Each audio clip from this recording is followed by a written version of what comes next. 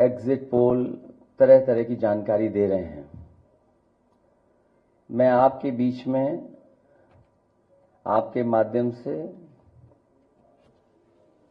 कुछ बातें रखना चाहता हूं।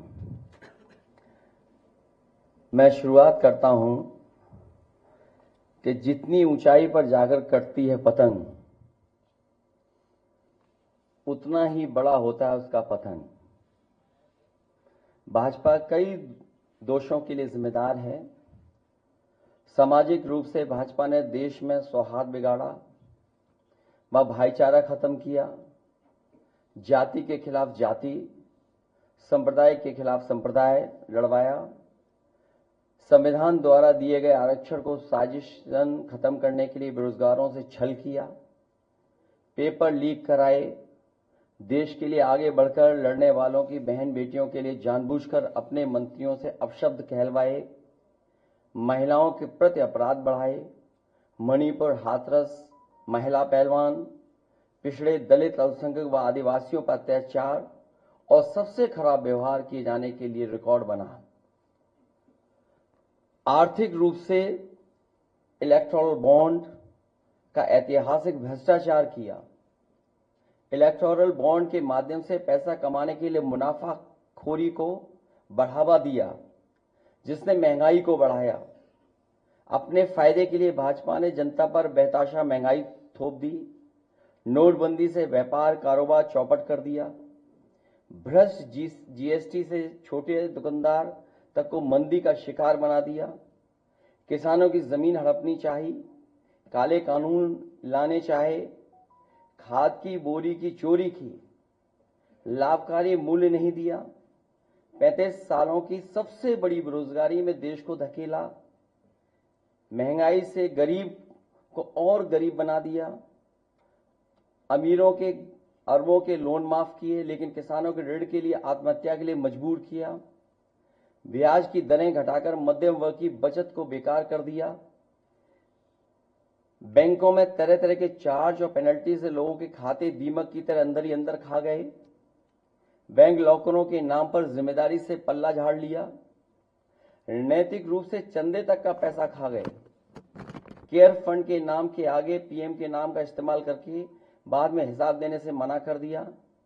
अपराधियों को शामिल करने, उनके कृत्यों पर पर्दा डालना, जैसे मणिपुर में अपने संगी साथियों द्वारा बेटी के साथ मानवीय व्यवहार में, बीएचयू छात्र अभद्रता कांड में, खीरी किसान हत्याकांड में, हाथरस की बेटी के बलात्कार हत्या व कानपुर देहात कांड में जहां मां बेटी को झोपड़ी में जिंदा जलाकर मार डाला, ऐसे अनगिनत उदाहरण हैं। शारीरिक रूप से देखें तो भाजपा लोगों के शरीर स्वास्थ्य से भी खिलवाड़ किया, उसके भी दोषी हैं। भाजपा ने बिना जांच परखे जानलेवा वैक्सीन लगवाई, कमीशन खाकर गलत दवाइयों को पास करके लोगों का जीवन खतरे में डाला।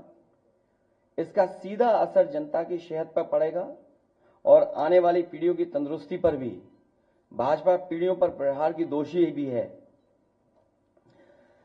मनोवैज्ञानिक रूप से लोगों के दिल और दिमाग में जानलेवा वैक्सीन लगवाने के बाद बीमार होने पर डर बैठा दिया।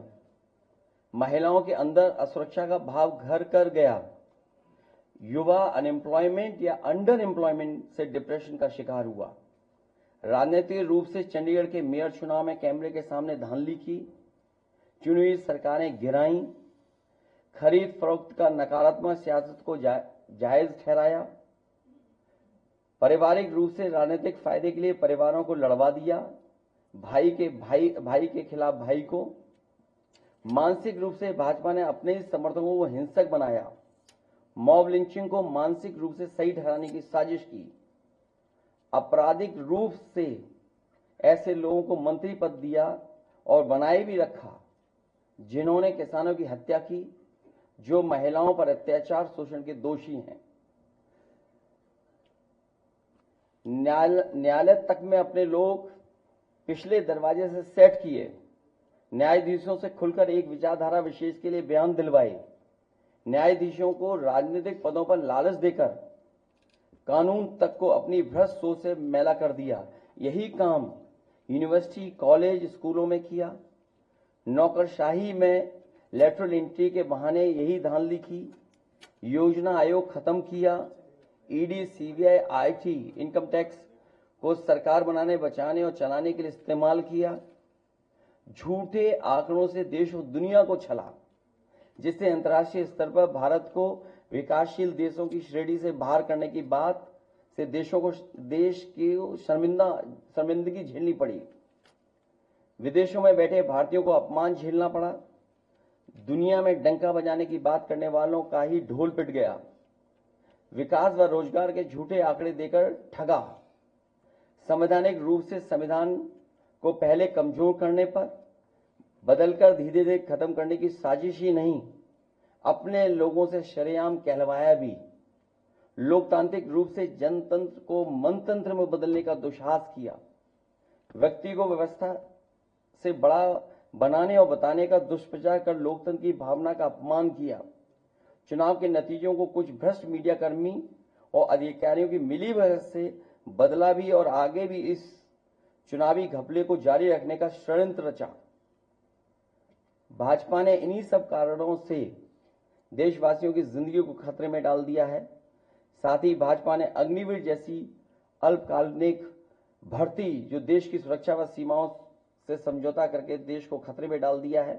भाजपा का झूठा राष्ट्रवाद, चीन की घुसपैठ से रजांगला मेमोरियल जैसे शहीदों के बलिदान का स्मारक तक नहीं बचा पाए।